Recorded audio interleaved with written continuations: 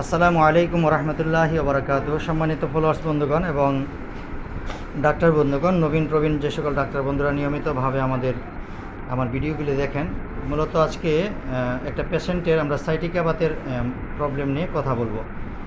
তো এই পেশেন্ট ইতিপূর্বে আরও দুইজন পেশেন্টের ট্রিটমেন্ট করেছিলাম বৃহত্তর ময়মনসিংহ এলাকার।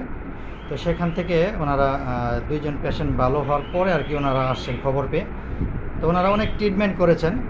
আমি এতক্ষণ দীর্ঘ সময় নিয়ে প্রেসক্রিপশনগুলি দেখেছি। দেখেন, ভালো ভালো জায়গায় ট্রিটমেন্ট করেছেন। তো এলোপ্যাথিক ডাক্তারগণ ওনাদের ফর্মুলা অনুযায়ী চিকিৎসা করেছেন, আলহামদুলিল্লাহ যথেষ্ট চিকিৎসা চেষ্টা করেছেন। যেমন যে ডাক্তার বিশ্বনাথ সহ অগণিত ডাক্তার, এই যে নজরুল সাহেব চিকিৎসা করেছেন, অগণিত ডাক্তাররা চেষ্টা করেছেন সমস্যা সমাধানের জন্য। এই যে আনোয়ারুল আমিন উনিও দেখেছেন।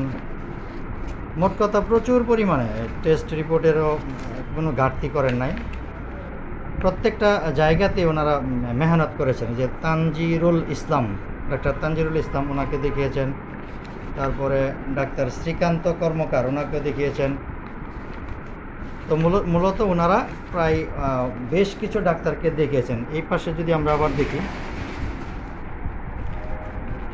অনেকগুলো ডাক্তারের প্রেসক্রিপশন রয়েছে এবং টেস্ট রিপোর্ট রয়েছে। তো যাই হোক, এই যে আরেকজন বিশ্বনাথ সাহা ওনাকেও দেখিয়েছেন। তো আমরা মূলত একটু দেখে নেওয়ার উদ্দেশ্য হচ্ছে যে একজন রোগী যখন আমাদের কাছে আসে তারা কিন্তু অনেক চেষ্টা করে সুস্থতার জন্য, কারণ কেউ কিন্তু বসে থাকে না। তো যাই প্রচুর রিপোর্টগুলি রয়েছে, আমরা এতক্ষণ অ্যানালাইসিস করলাম, সবগুলো দেখলাম। তো দেখার পরে আমরা ওনার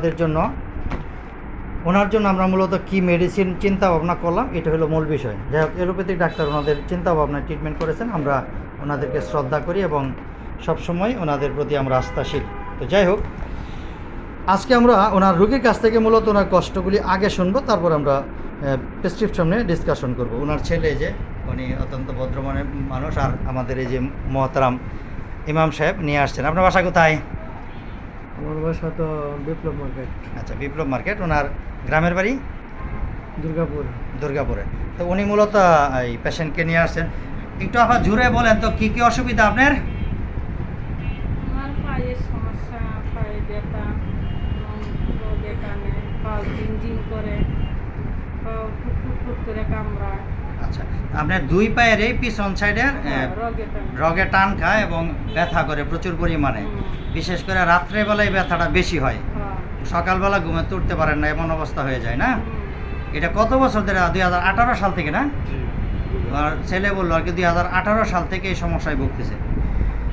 তাহলে আমরা একটু অ্যানালাইসিস করব। এটা এই মূলত এই পেশেন্টকে পাঠিয়েছেন ডাক্তার শরীফ আক্তার, উনি রেফার করেছেন। তো this patient name is Hamida, age about 15। We can find out from the patient many kinds of lot of problem. ওনার সমস্যাগুলি আমরা অলরেডি ডিসকাশন করেছি। তো ওনার মূল কষ্টগুলি হচ্ছে ওনার পায়ের পিছনে এই রগটা টেনে ধরে ব্যথা করে, বিশেষ করে কোমর থেকে নিচ পর্যন্ত। রাত্রের বেলা এই কষ্টগুলি সবচেয়ে বেশি বৃদ্ধিপ্রাপ্ত হয়, সকালে ঘুম থেকে উঠলে এই কষ্টগুলি বৃদ্ধি বেশি লাগে। তো এই হলো মূলত ওনার বর্তমান কষ্ট। তো আমরা এটাকে আমাদের টোটাল আলোচনায় কেস টেকিংয়ে যেভাবে আমরা নিয়েছি সেটা আমরা ডিসকাশন করব। যেমন এটা আমরা ক্রাম্পিং পেইন পেলাম বোথ লেগ, উভয় পায়ে, behind the leg, motion aggravation specially when sleeping, during sleeping time aggravation, fast motion aggravation and continue motion amelioration. ওনার এই সিমটমটা আমরা পেলাম। এবং সাইড চেঞ্জিং, দুই পাশে এটা পরিবর্তন হয়। একটা পিকুলিয়ার সিমটম পেলাম, soft food obstruction but hard food amelioration. উনি নরম তরল খাবারগুলি সহজে খেতে পারে না, কিন্তু শক্ত খাবার খেতে পারে, গলা আটকে যায়, এরকম একটা সেন্সেশন হয়। তো আমরা কেস টেকিং করলাম ওনাকে। পাস্ট হিস্ট্রিতে আমরা টাইফয়েডের হিস্ট্রি পেয়েছি এবং ফ্যামিলি হিস্ট্রিতে পেয়েছি ক্যান্সার, টিবি, অ্যাজমা, ডায়াবেটিস পেয়েছি শুধু তার বাবার। আর কোনো ফ্যামিলি হিস্ট্রিতে কোনো কিছু পেলাম না। শরীরে আঁচিল টিউবার কোনো কিছু নেই। আমরা পেয়েছি হট পেশেন্ট, গরম কাতরে, এবং desire for salt, desire for meat and fish, aversion to milk, দুধের প্রতি অনীহা রয়েছে। এবং all complaints aggravates at night, specially right side. ডান পাশে ওনার একটু বেশি প্রবলেমটা হয়, বাম পাশেও রয়েছে। এবং রেনি সিজনে, বর্ষাকালে তার কষ্টগুলি বেশি বাড়ে এবং ওয়েট ওয়েদারে, স্বেচ্ছাতে আবহাওয়াতে বৃদ্ধিপ্রাপ্ত হয়। হট অ্যাপ্লাই এমিরেশন, যখন গরম প্রয়োগ করে তখন গরম একটু ভালো লাগে না বলছেন। উনি বলছেন যে এই যে দেখেন, আমরা রোগীর কাছ থেকে ভেরিফিকেশন করে নিচ্ছি কথাগুলি, যখন গরম প্রয়োগ করে তখন কিন্তু আরাম পায়। এবং আমরা পেলাম যে ড্রিমস অফ স্নেক, সাপের স্বপ্ন দেখে, এবং ফাস্ট, পানির পিপাসা আছে প্রচুর, এবং ক্যাসেসকুল ব্রিজের সহজে সর্দি কাশি লাগে, সোয়েট প্রফিউজ, ঘামটা প্রচুর পরিমাণে, এবং মেমোরি উইক, স্মৃতিশক্তির একটু দুর্বল বলে না। উনি বলেছেন যে স্মৃতিশক্তিটা একটু মানে ওনার উইক রয়েছে।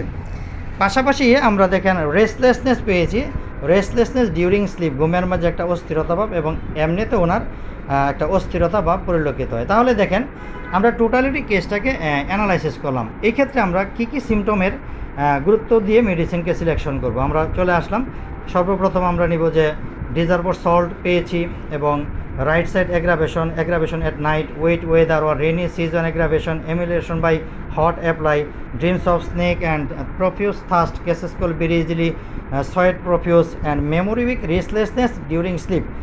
তো স্পেশালি এই সিমটমগুলিকে আমরা টোটালিটি করে আমরা এই রোগীর জন্য মূলত আরটি সিলেকশন করলাম। তো আরটি মেডিসিন এখন অ্যাপ্লাই করব। পরবর্তীতে আরও কিছু সিমটমের উপর আমাদের মেডিসিন আসতে পারে, লেকেনকে আমরা চিন্তা ভাবনা এবং মাথায় রাখলাম।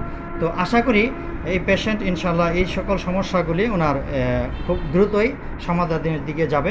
তো ওনার জন্য দোয়া করবেন, এবং খুব দ্রুত যাতে ইনশাল্লাহ এই সমস্যাগুলি সমাধান হয় সে আশাবাদ ব্যক্ত করে আজকের কেস টেকিং পর্যালোচনা এখানে শেষ করলাম। আসসালামু আলাইকুম ওয়া রাহমাতুল্লাহি ওয়া বারাকাতুহু।